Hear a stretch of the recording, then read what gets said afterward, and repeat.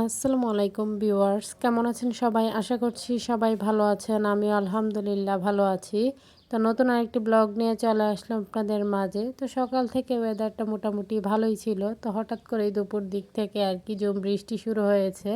তো এই বৃষ্টিতে অনেকেই মানে বাহিরে ধান শুকুতে দিয়েছিল, যেহেতু ঘরের মধ্যে রেখে ধানগুলো প্রত্যেকেরই নষ্ট হয়ে যাওয়ার মতো অবস্থা।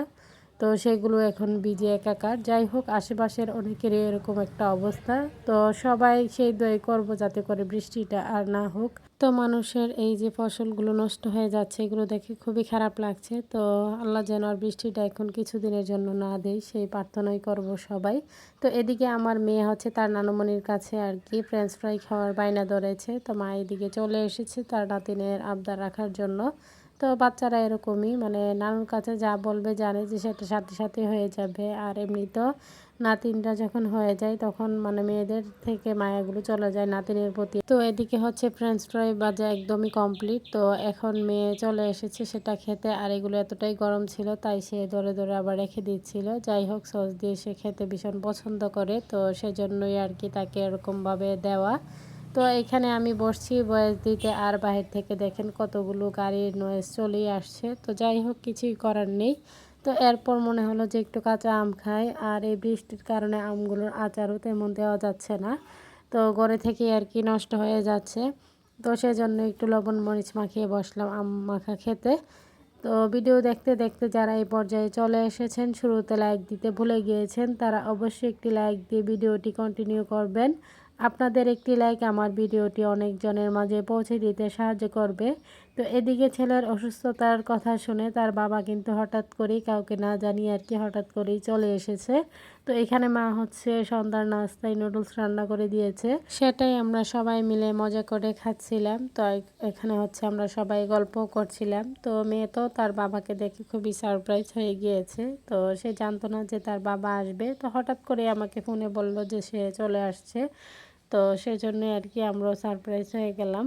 তো ছেলের অবস্থাটা এখনও ভালো নয়, ওর অবস্থা এখনও খারাপই আছে। খাবার দাবার তেমন কিছুই খেতে পারে না, স্যুপ খাবার ব্যতীত, এরকম একটা অবস্থা। তো অনেকেই আমার ছেলের জন্য মন থেকে দোয়া করেছেন। তো প্রত্যেকের কাছে কৃতজ্ঞতা জানিয়ে শেষ করতে পারবো না। তো এই প্ল্যাটফর্মে এসেই কিন্তু আপনাদের সাথে আমার পরিচয়, আর আপনাদের অনেকের ভালোবাসা পাচ্ছি। আর এই প্ল্যাটফর্মে না আসলে কারো ভালোবাসাই পাওয়া আমার পক্ষে সম্ভব ছিল না। তো এইখানে আমার মেয়ে তার বাবার কাছে বলেছিল যে শনপাপড়ি আনার জন্য কিছুদিন আগে। তো সেটা মাথায় রেখে মেয়ের জন্য খুঁজে খুঁজে নিয়ে এসেছে। তো আমার বাবা অনেক জায়গায় তার নাতিনের জন্য খুঁজতেছিল, এই শনপাপড়িগুলো পায়নি। তো পরে ওর বাবা আসার সময় আর কি মেয়ের পছন্দের এই খাবারটা নিয়ে এসেছে। তো এটা দেখলে আমার ছোটোবেলার কথা অনেক বেশি মনে পড়ে। ছোটোবেলা তো এই শনপাপড়িগুলো একটু বেশি খাওয়া হতো, তো সেই জন্যই। যাই হোক, তো শৈশবের অনেক কথাই মনে পড়ছিল। আর এদিকে তার পছন্দের এই লেস চিপসটা নিয়ে এসেছে। তো এগুলো দেখে সে খুবই সারপ্রাইজ। তো এদিকে আবার মা রান্নার আয়োজন শুরু করে দিয়েছে। তো মা রান্নার প্রায় শেষের দিকে এখানে মাছ বোনা করে নিয়েছে, সাথে রোস্ট করেছে, আর অন্যদিকে পোলাও রান্না চলছে। তো সবার কাছে আমার ছোট্ট একটি রিকোয়েস্ট, কেউ স্কিপ করবেন না, পুরো ভিডিওটি দেখে নেবেন। ভিডিওর কোনো অংশ দেখে যদি আপনাদের একটু ভালো লেগে থাকে, লাইক কমেন্ট শেয়ার করে দিবেন। আমার ছোট্ট চ্যানেলটিকে সাবস্ক্রাইব করে বেল আইকনটি বাজিয়ে দিবেন। যারা নতুন ভিউয়ার্সরা জয়েন হয়েছেন তাদের কাছে যদি আমার ভিডিওর কোনো অংশ দেখে ভালো লেগে যায়, তাহলে সাবস্ক্রাইব করে আপনারা আমার পাশে থাকবেন। আর আমি ভিডিও আপলোড করার সাথে সাথেই কিন্তু আপনাদের কাছে নোটিফিকেশনটা চলে যাবে। তো জানি না এই পর্যন্ত কারা কারা রয়ে গিয়েছেন এবং কারা কারা চলে গিয়েছেন। যারা এখনও পর্যন্ত আমার ভিডিওর সাথে আছেন, অবশ্যই একটি লাইক দিয়ে ভিডিওটি ফুল ওয়াচ করার চেষ্টা করবেন। তো এখানে দেশি মুরগিটা রান্না করছিল। তো মায়ের দেশি মুরগি রান্নাটা না খুবই মানে দেখতেও ইয়াম্মি লাগে এবং খেতেও ভীষণ মজা হয়। যাই হোক, এই তো রান্নাবান্না চলছিল আর কি। আর একদিকে আমি বাচ্চাদেরকে যত্ন নিচ্ছিলাম, ছেলেকে মেডিসিন খাওয়ানো থেকে শুরু করে খাবার দাবার খাওয়ানো।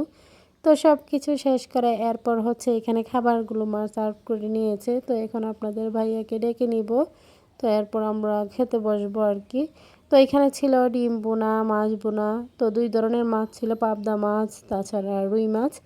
আর এখানে ছিল মুরগি, দেশি মুরগি, মুরগির রোস্ট। তো এগুলি আর কি, সাথে ছিল সালাদ, লেবু। তো এই ছিল আর কি খাবারের আয়োজন। তো আজকের ভিডিও এই পর্যন্তই। তো এগুলো দিয়ে হচ্ছে আমরা রাতের খাবারটা খেয়ে নেই। তো সবাই ভালো থাকবেন, সুস্থ থাকবেন, আমার পরিবারের জন্য দোয়া করবেন। আরফিন স্যারকে দেখে সবাই মাশাল্লাহ বলে দিবেন। সামনে নতুন কোনো ভিডিও নিয়ে আবারও চলে আসবো আপনাদের মাঝে। তো এখানেই বিদায় নিচ্ছি। আল্লাহ হাফেজ।